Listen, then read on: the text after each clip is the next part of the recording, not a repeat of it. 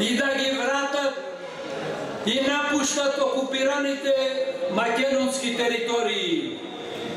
Јас почнувам сега. И случајно, ако понекаде малку не достига уцелена мисла, виновникот е времето кое ни диктира бескрајни ограничувања од причини да не ги навредиме могниците и ненаситните кои се броени на прсти. Виновникот е моето чисто срце со непокарна крв на тигар кој не сака да знае и чуе за покорување ван границите на гордоста на Македонија. Што реферирам? Што тука да чукам и сукам? Да започнам со лагите и неправдите ширени со столетија за мојот македонски народ и Македонија? И кога се обелодени вистината за кажуваните лаги, се прават на слепи и глуви, а обратно сакаат нам на македонците да ни држат предавања на тема цивилизација, слобода, равноправност, братство, човекови права и така натаму, кои оние самите не ги респектираат. Слушајќи ги овие абсурдности, целиот сум се стопил од мака и сакам, чукам на вашата свест за нешто вистинито и совршено. А некако еднаш некој се сетил и запеал песна од здодевност. Човекот пеел: како матен и крвав бил Вардар. Ми тежи, татковино, знај горко в срце ме нагризува таа крв, што се уште чади, та јас ке те прашам, се ова ти беше ли потребно тебе? Пак тебе те сакам, татковино Гоцева Дамева, во тебе се родив, младините тука ми беа. И да реферирам, јас направо велам, јас страдам, а некој ќе кажи сега. Забораваш, пријателе, дека тоа е приватна мака. Мојот одговор звучи со глас на лавот: јас страдам за маките и патилата на мојата татковина. Ветерот пее по скалите на Пирин, осојните долини на Мечкин камен, на Вичи Малимади пеат: еј, колку паднале во бојот за својот покрив, за татковината своја. Што ти, историјо, ни ветуваш од твоите лисја жолти стари?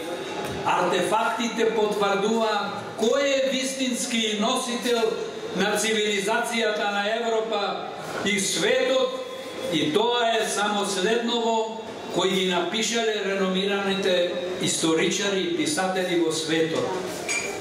Како прв се Хајхелман и Седрич, кои велат: античка Македонија била единствена во југоесточна Европа на Медитеранот, која изгледала и работела како држава со сите државни атрибути, не со градови државички како што била Грција и Италија со своите провинции.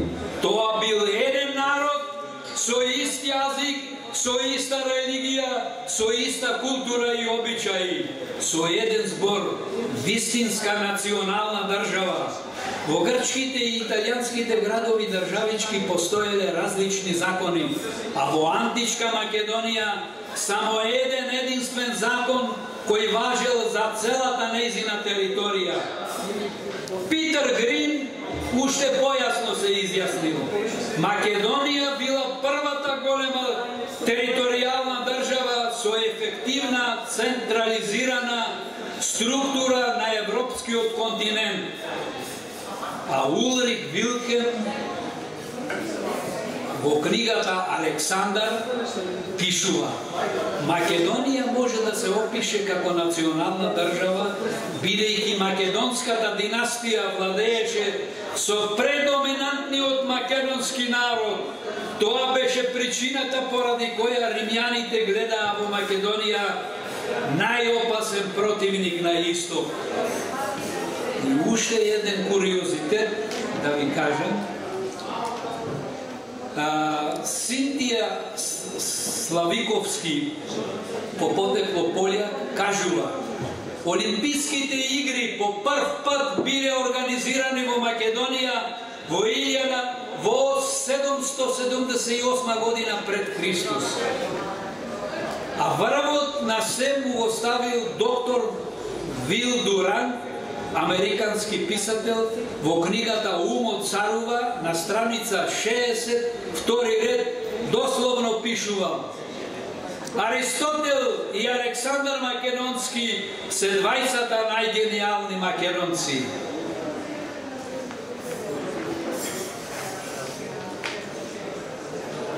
И сега уште да ве подсетам, како што рече мојот предговорник, дека на 2 август оваа година ќе спомениме 109 години од славната Илинденска епопеја.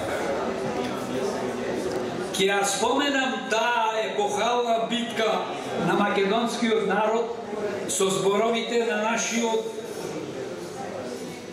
поет и голем патриота на Македонија Никола Вапцаров,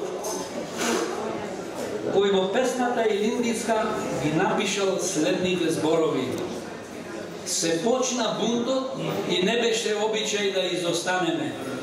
Не се предадовме, туку со крвта на народот обичен во Илинден наша содржина кладовме. Што ли ке речете за таа новост? Ќе барате ли тука руски рубли? В Крушево уште феудалот гнетеше и колкав скок, изградија република. Мнозина нема, но не липам јас.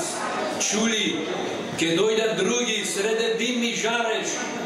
Глеј во овој тука, тој е Питу Гули, а ти секако си Карев.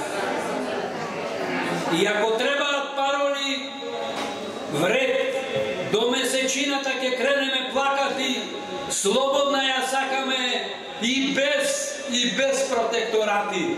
Благодарам за слушање.